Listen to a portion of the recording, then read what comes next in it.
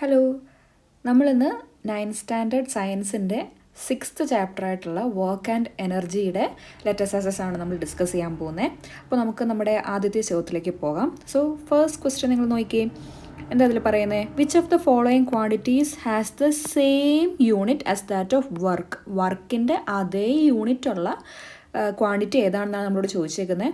Simple question ആണ്, നമുക്കറിയാം ഏതാണ് നമ്മുടെ വർക്കിൻ്റെ യൂണിറ്റ് ജൂളാണ്. സോ അതേ യൂണിറ്റ് ഉള്ളൊരു ഫിസിക്കൽ ക്വാണ്ടിറ്റിയാണ് എന്ത്? എനർജി അല്ലേ? അപ്പോൾ നമുക്ക് ജസ്റ്റ് ഒന്ന് ബാക്കിയുള്ളതിൻ്റെയും കൂടെ യൂണിറ്റ്സ് ഒന്ന് പറഞ്ഞു പോകാം. പവറിൻ്റെ നമ്മൾ ഈ ചാപ്റ്റർ പഠിക്കുന്നതാണ്. വാട്ടാണ് അതിൻ്റെ യൂണിറ്റ്, SI യൂണിറ്റ്. അതേപോലെ ഫോഴ്സ് എന്ന് പറയുന്നത് നമ്മൾ നേരത്തെ ചാപ്റ്റേഴ്സിലൊക്കെ പഠിച്ചിട്ടുണ്ട്. സോ അതിൻ്റെ യൂണിറ്റ് എന്താണ്? SI യൂണിറ്റ് എന്ന് പറയുന്നത് ന്യൂട്ടൺ ആണ്. അതേപോലെ ഡിസ്പ്ലേസ്മെൻറ്റ് മീറ്റർ ആണ്. Okay, next question, which of the following pairs are scalar quantities? അപ്പോൾ എന്താണ് സ്കെയിലർ ക്വാണ്ടിറ്റീസ്? ഡയറക്ഷനെ ഡിപ്പെൻഡ് ചെയ്യാതെ മാഗ്നിറ്റ്യൂഡിനെ മാത്രം ഡിപ്പെൻഡ് ചെയ്യുന്ന ആൾക്കാരെയാണ് നമ്മൾ സ്കെയിലർ ക്വാണ്ടിറ്റീസ് എന്ന് വിളിക്കുക. ഓക്കെ, അപ്പോൾ അല്ലാതെ വെക്ടർ ക്വാണ്ടിറ്റീസ് എന്താണ്? വെക്ടർ എന്ന് പറഞ്ഞാൽ അവിടെ മാഗ്നിറ്റ്യൂഡും ഉണ്ട്, അതേപോലെ തന്നെ ഡയറക്ഷനും ഉണ്ട്. ഓക്കെ, അപ്പോൾ നമ്മളോട് ചോദിച്ചേക്കുന്നത് ഇതിനകത്ത് ഏതൊക്കെ പെയറാണ് സ്കെയിലർ ക്വാണ്ടിറ്റീസ് എന്നാണ് നമ്മൾ ചോദിച്ചേക്കുന്നത്. അപ്പോൾ നമുക്ക് ഓരോ ഓപ്ഷനായിട്ട് നോക്കാം. ഫസ്റ്റ് ഓപ്ഷൻ എന്ന് പറയുന്നത് ടൈമും എനർജിയുമാണ്. ഓക്കെ, ടൈം നമുക്കറിയാം.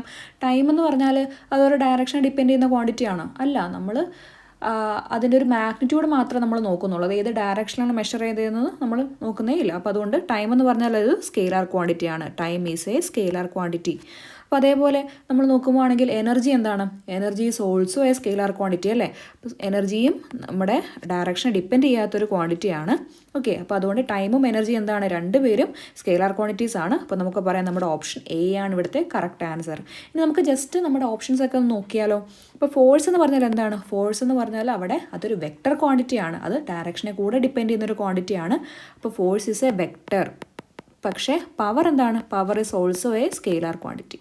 ഓക്കെ, അപ്പോൾ പവർ ഒരു സ്കെയിലർ ക്വാണ്ടിറ്റി ആണ്, പക്ഷേ അവിടെ ഫോഴ്സ് ഒരു വെക്ടർ ക്വാണ്ടിറ്റി ആയതുകൊണ്ട് it is the wrong option.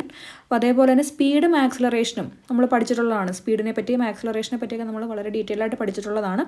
Speed എന്ന് പറഞ്ഞാൽ എന്താണ്? Speed is a scalar quantity അല്ലേ? പക്ഷേ ആക്സിലറേഷൻ എന്താണ്? Acceleration is A vector quantity. അപ്പോൾ അതും റോങ് ഓപ്ഷനാണ്.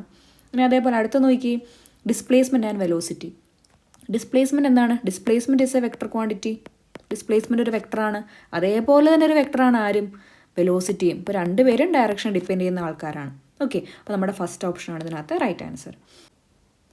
ഓക്കെ, ഇനി നമുക്ക് നമ്മുടെ മൂന്നാമത്തെ ചോദ്യത്തിലേക്ക് പോകാം. മൂന്നാമത്തെ ചോദ്യം എന്താ പറയുന്നത്? Which of the following is the unit of power in terms of fundamental units metre, kilogram and second? അപ്പോൾ നമുക്ക് എന്താ ചെയ്യേണ്ടത്? നമ്മുടെ പവറിൻ്റെ യൂണിറ്റിനെ നമ്മൾ ഫണ്ടമെൻ്റൽ യൂണിറ്റ്സിൻ്റെ ടേംസിൽ എഴുതാനാണ് പറഞ്ഞേക്കുന്നത്. അപ്പോൾ ഏതാണ് ഫണ്ടമെൻ്റൽ യൂണിറ്റ്സ് എന്നൊക്കെ നമ്മൾ പഠിച്ചിട്ടുണ്ട്.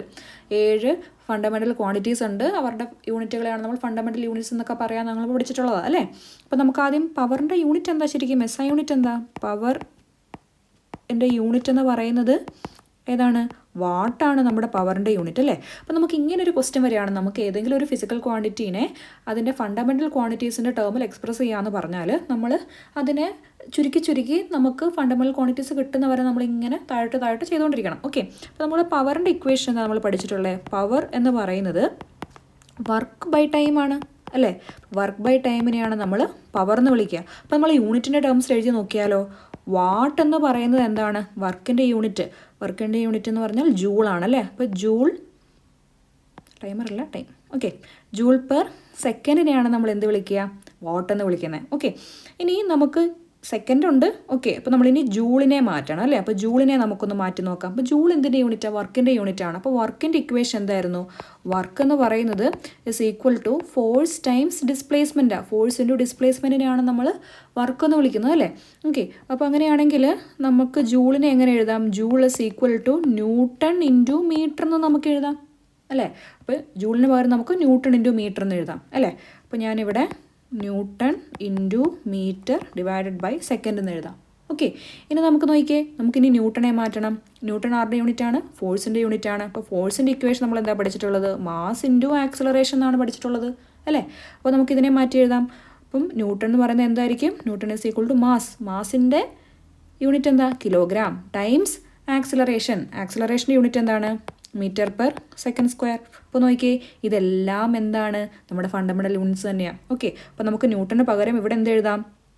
ദിസ് ഇസ് ഈക്വൽ ടു ന്യൂട്ടൻ്റെ പകരം kilogram metre per second square. പിന്നെ ആരൊക്കെയാണുള്ളത്? അവിടെ ഒരു മീറ്റർ ഉണ്ട്, പിന്നെ താഴെ ഒരു സെക്കൻഡും ഉണ്ട്. അപ്പോൾ നമുക്കിതൊന്ന് സിംപ്ലിഫൈ ചെയ്ത് എഴുതാമല്ലോ. അപ്പോൾ ഇതെന്ത് വരും? Kilogram metre square per second cube എന്ന് വരും. ഓക്കെ, അപ്പോൾ നമ്മുടെ ഓപ്ഷൻ എന്താ വേണ്ടത്? Kilogram metre square per second cube എന്നാണ് നമുക്ക് നമ്മുടെ ഇക്വേഷൻ വേണ്ടത്. ഓക്കെ, അപ്പോൾ നമ്മുടെ ഓപ്ഷൻ ഏതാണ്? ഓപ്ഷൻ എ ആണ് നമ്മുടെ ആൻസർ. ക്ലിയർ അല്ലേ?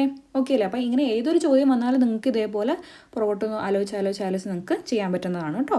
ഓക്കെ, അപ്പോൾ നമുക്ക് നമ്മുടെ അടുത്ത ചോദ്യത്തിലേക്ക് പോകാം.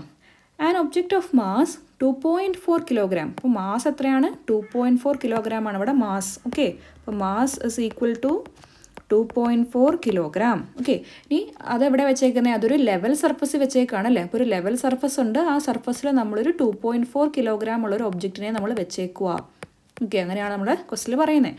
On applying A force of 50 newton, ഒരു 50 ന്യൂട്ടൺ ഫോഴ്സ് നമ്മൾ അതിലേക്ക് അപ്ലൈ ചെയ്യുകയാണ്.